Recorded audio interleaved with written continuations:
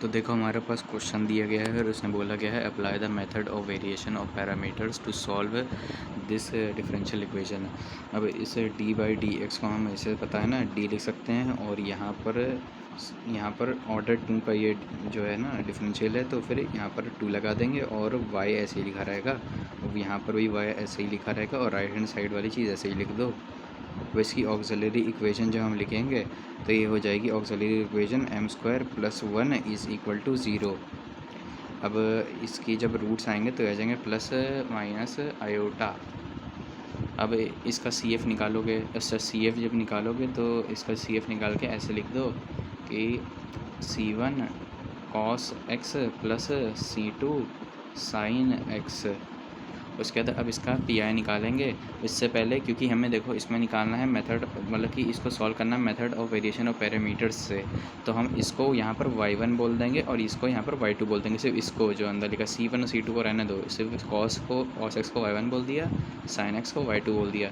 इसमें जो हमें फॉर्मूला याद रखना है वो ये है कि u जो होता है ना हमारा u, ये होता है इंटीग्रल का साइन लगाएंगे -y2 और मतलब कि x हो जाएगा, x मतलब ये जो राइट हैंड साइड वाली चीज़ है ना इसको ही x बोलते हैं यहाँ पर, और dx और डिवाइडेड बाय यहाँ पर आ जाएगा y2 का prime y1 minus y2 y1 का प्राइम। इसको ऐसे लिखने का तरीका, यहाँ पर प्राइम का मतलब डिफरेंशिएशन है, y2 का डिफरेंशिएशन है और यहाँ पर y1 का डिफरेंशिएशन है।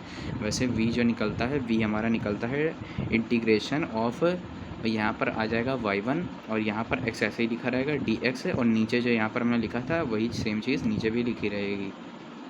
तो हमें इस क्वेश्चन में यही निकाल के सॉल्व करना है। देखो हमारे पास y1 यहाँ पर गिवन है और y2 भी यहाँ पर गिवन है।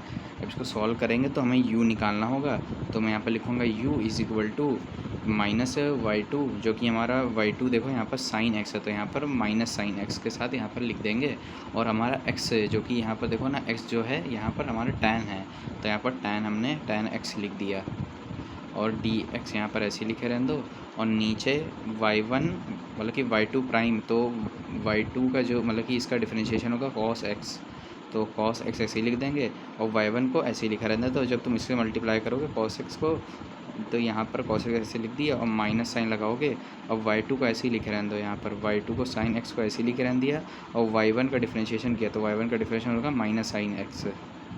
और जब इसको तुम सॉल्व करोगे तो ये सिंपली 1 के बराबर है, क्योंकि cos square x plus sine square x जो कि 1 के बराबर ही होता है। अब यहाँ पर अब ऊपर जो जो हमारा इंटीग्रल ऐसे बन जाएगा sine x tan x D x. अब इसको सॉल्व करो तो साइन एक्स और इसको हम चेंज कर लेंगे sine x upon cos x ऐसे हो जाएगा। अब साइन स्क्वायर एक्स ये बन गया और कॉस एक्स ऐसे बन गया। अब साइन की मैं प्रॉपर्टी लगाऊंगा कि मैं इसको कन्वर्ट कर दूंगा 1 माइनस कॉस स्क्वायर एक्स में, और नीचे कॉस एक्स ऐसे लिखा रहेगा, बाहर इंटीग्रल लगा रहेगा माइनस के साथ डी एक्स। तो इसको आप सेपरेट कर लोगे, जब सेपरेट करोगे तो ये हो जाएगा 1 divided by cos x minus cos x ऐसे हो गया, और डी एक्स के रिस्पेक्ट में इंटीग्रेशन। अब इसको जब ऊपर ले जाओगे तो ये हो जाएगा सेक एक्स, और यहाँ पर माइनस कॉस एक्स ऐसे ही लिखा हुआ है।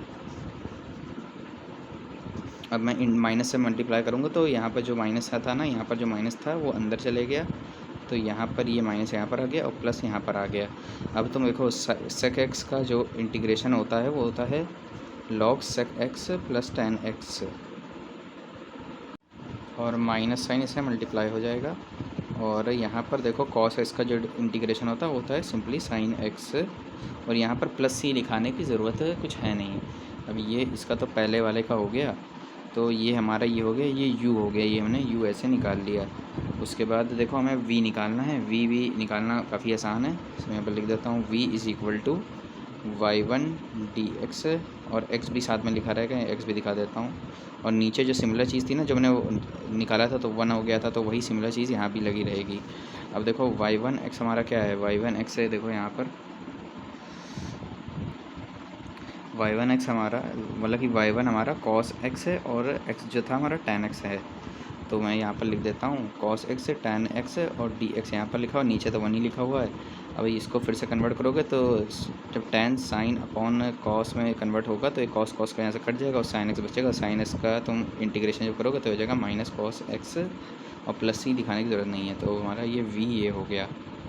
और जब इतना सॉल्व हो जाएगा तो हमें इसका पर्टिकुलर इंटीग्रल निकालना होता है, जो कि ऐसे निकालते हैं P I is equal to u y one plus v y to.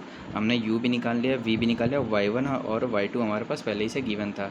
तो इसका पर्टिकुलर इंटीग्रल मैं लिख देता हूँ sine x minus log sec x plus tan x, और बाहर y1 हमारा कॉस था तो कॉस से मल्टीप्लाई हमने कर दिया बाहर। अब v हमारा जो मान निकाला था वो भी हम लिख देंगे इसमें, तो माइनस कॉस x हो गया था, और बाहर y2 हमारा साइन x था।